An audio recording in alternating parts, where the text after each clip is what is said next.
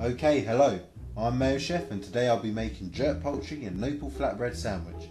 There are quite a lot of components to this dish, so let's take a look at them.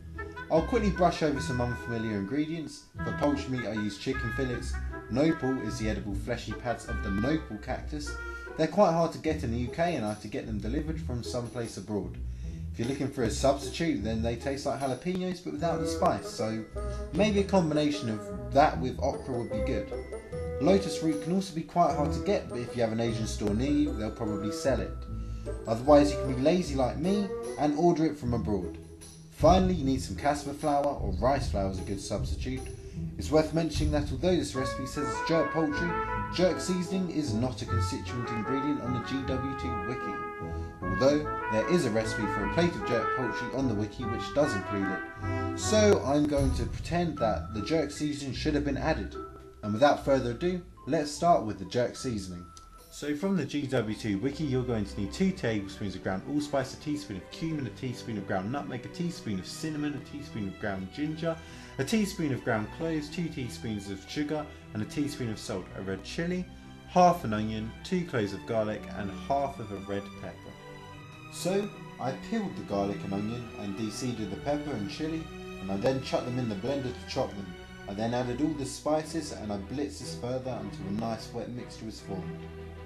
I then poured this mixture over the chicken, and it's worth noting now that you probably could have used ready-made jerk seasoning from your local supermarket. Just make sure to add the red pepper, onion and chilli to bulk it up a little bit. Next you're going to want to slice up your chicken into thickish slices. You probably should have done this before pouring the jerk seasoning over the chicken, but I forgot to.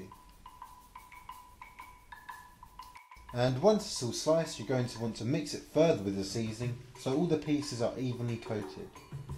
And once that's done, you're going to want to prepare the Nopalito saute. So here we have a tomato, 3 garlic cloves, an onion and a handful of nopal. And you're going to want to dice this. And as you can see, it is all magically diced. Now it's time to start on the flatbreads. So add 100 milliliters of water to 200 grams of flour, 1 teaspoon of yeast and a pinch of salt, and mix this all together until you get a nice ball of dough. After that, lightly oil a bowl, place the dough in it, cover with cling film and leave in a nice warm place for the dough to rise. With the dough being left to rise, it's time to start on the lotus fries. So take your lotus fruit and start peeling it all the way around. Then cut your root into inch thick pieces and slice them thinly using a mandolin. If you don't have a mandolin, then have fun using a knife, but it is doable. And with all the lotus root sliced, you're going to want to sprinkle the slices with salt. And this not only acts as a flavouring, but also helps to dry them out so that they fry better. And once they're all evenly coated, you're going to want to leave them for around 10 minutes. As you can see, I was actually quite heavy on the salt, so just make sure you wash off the salt once it's done, otherwise it might not taste so good.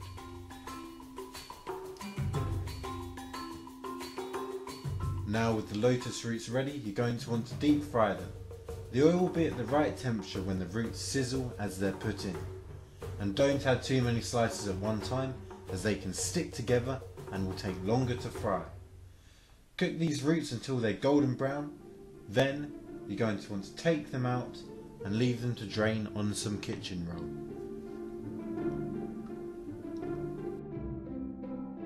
The roots should be nice and crispy once dry.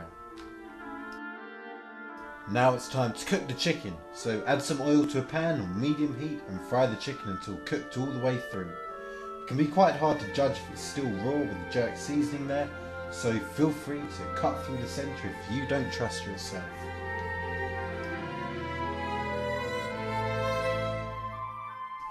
Your chicken should look something like that once it's done. Now let's move on to cooking the flatbread. Heat up a pan to a high heat with no oil and place your dough in the centre.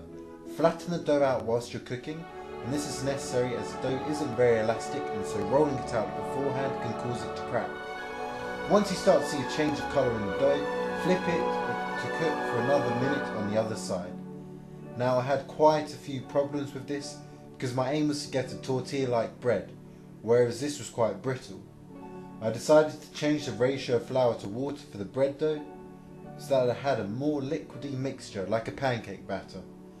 I poured this out and cooked it the same way, and it allowed for a much thinner and more flexible dough, although I should have poured a little less mixture into the pan so it's thinner. Doesn't that look good? I then began to cook my Nopalito sauté by heating oil in a pan, adding the onion and garlic and frying until they're soft, and then adding the nopal and tomatoes and cooking down until well combined. I spread a reasonable amount of sauté across my flatbread, and then I proceeded to top with chicken. I rolled the flatbread up, and then I sliced it in two and added the lotus fries on the side.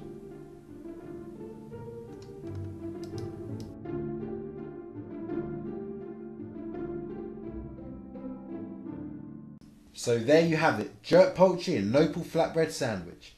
I tried to stay as true to the GW2 ingredients as possible, and the final outcome was pretty tasty. The jerk chicken had lots of great flavours and the sauté complemented it well. I wasn't too sure about the Nopal, but that's probably because I had never tasted it before. I hope you enjoyed the video. I had lots of fun making it, and there is more to come. So next time we'll be cooling down with some nice Winterberry sorbet. Thank you.